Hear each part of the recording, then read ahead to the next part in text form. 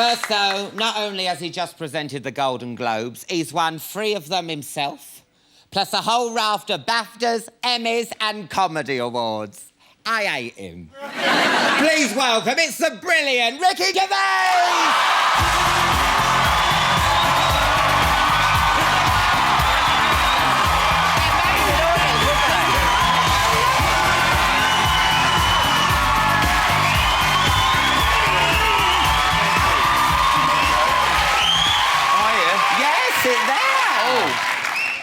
This is nice. There's no need for you to dress up, you know. This is lovely. Well, I didn't know you were going to be in a suit, did I? Well, I fancy being a bit like Jeremy Kyle today. Get a job. I'm comfortable. Get a job, yeah. Would you like a drink, love? I'll have a bit of wine, yeah. We got Pinot Grigio, we got Taboo. Go on. I'm not... Merrydown. I'll have the wine, thanks. Your wine? I'll have a Pinot Grigio, thank you. OK. I'll use my best glasses. Well, use your best big glasses, maybe. All right, I didn't know you had a problem. No, I'm fine. I might have a little one myself. I bet you have. I certainly have. Last time I saw you, I was round your house. You're one of about 5 people that have been invited round my house. I'm a very sort of private person, apart from, like, you know, workman and postman. You make me feel special. Yeah. I've had Alan Carr, a postman round here. Refuse collector. Yeah, well, at least they're useful. Yeah. No, wait. There's a point to this. So he comes in, and there's loads of awards everywhere, and there's sort of sculptures and works of art and antiques, one of which is a huge ceramic chicken that I bought back from, I bought back from New York. He comes in, he goes, "Oh, I love your big cock." What's this then?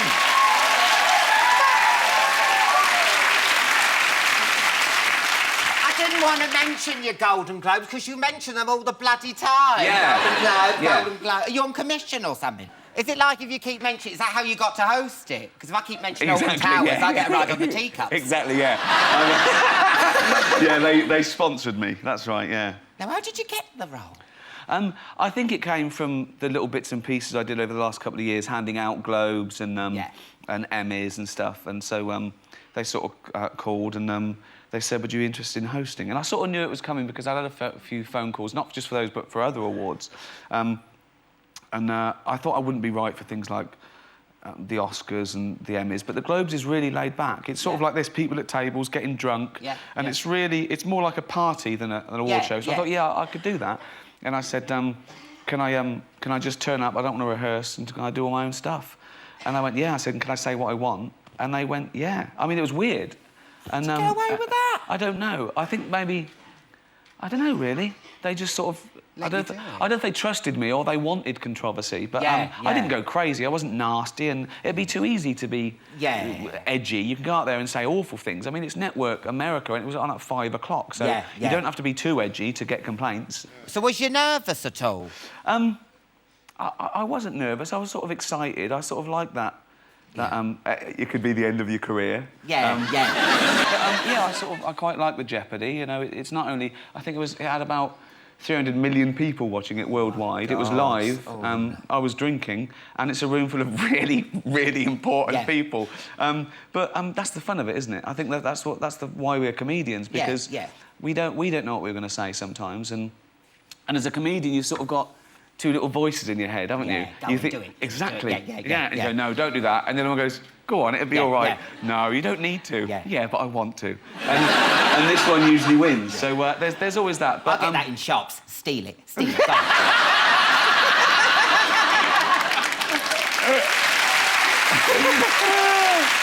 Because it made me laugh, you know, the Golden Globes, when you said about the cosmetic surgery, and I thought, well, that's brave to do that because... They've all had it. I know, but when you go to... I went to the first time to LA last year, and there are people walking around... I know. Like that, and when you first get there, you're like, look at that woman's face! But they always... Everyone's like I know. It's all...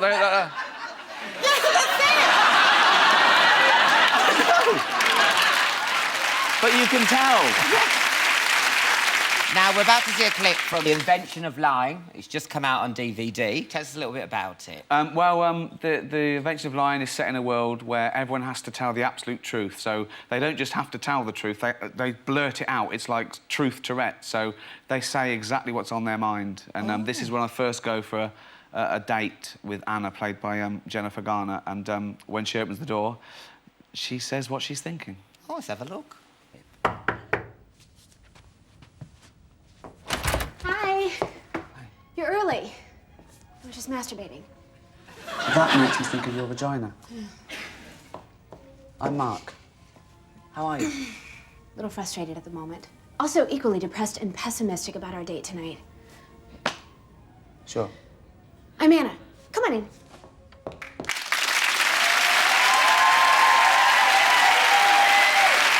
Now, halfway through the film, I realise there's a religious thing going on. Yeah, it's set in a world where the human race has never evolved, you know, the ability to tell a lie. So everything's, as you've seen, the harsh truth of it. And there's a scene where my mum's dying in the film, and she's worried about just, you know, going into a world of nothingness. And I realise I can lie, and so I tell her, I said, no, you're wrong about what happens after you die. You go to the best place ever, where everyone gets a mansion. And I inadvertently invent religion. Yeah. And everyone overhears this, and it gets out, and so I become sort of like a messiah figure. And a lot of the religious groups in America really hated it. They said this, yeah. Funny that, isn't it? As long as they were paid for a ticket, I don't mind, really. Well, are you then an atheist?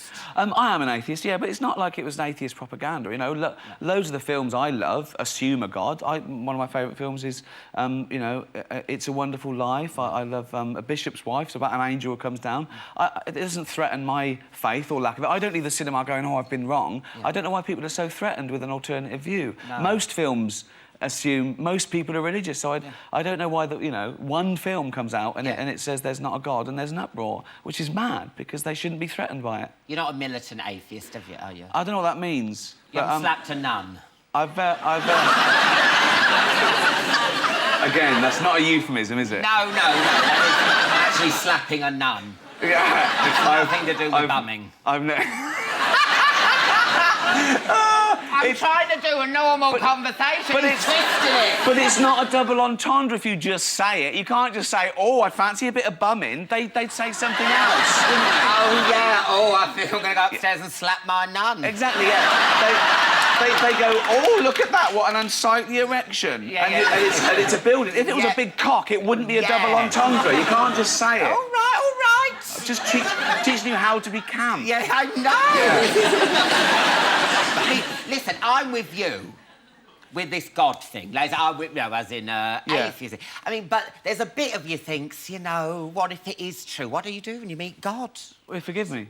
Will he? Yeah, and it's his fault. Why did he make me an atheist? Channel 4 are going to be doing your animated podcasts. Yeah. Tell us about that. Well, as I say, I'd loved radio, and the first radio I did, it's where I met Stephen Merchant. And he was my assistant on a local radio show, and we started working together and did The Office and everything.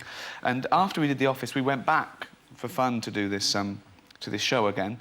And we were big shots then, so we didn't have to press the buttons ourselves. Oh, break the board. Yeah. Exactly. And we were given this little minion, this little chap called Carl Pilkington who worked there, and he is an oddity.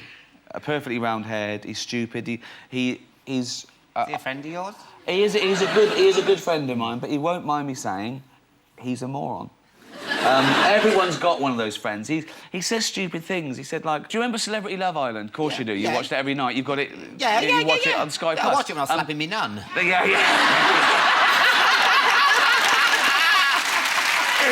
Oh God. Slapping me nun.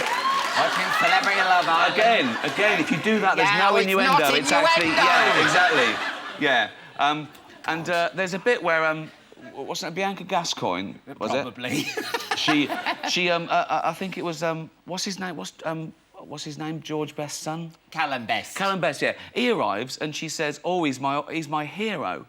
And we were talking about it the next day, and I went, how can that be your hero? I mean, he's only famous because of who his dad was. And Carr went, yeah, but you could say the same about Jesus. That's great, isn't it? Yeah. Let's have a little look at the podcast. Yeah. Here.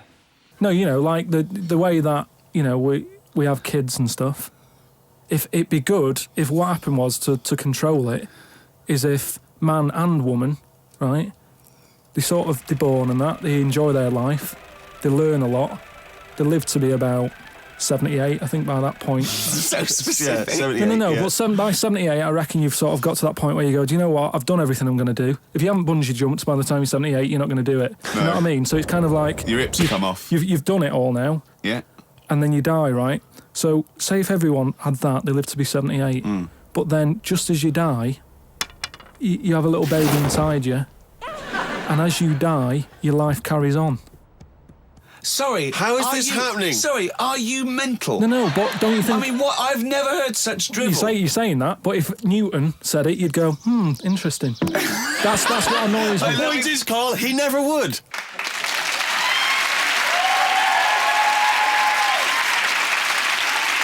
Did you see Carl on that? Look at the way even his cartoon looks like a moron. Yeah.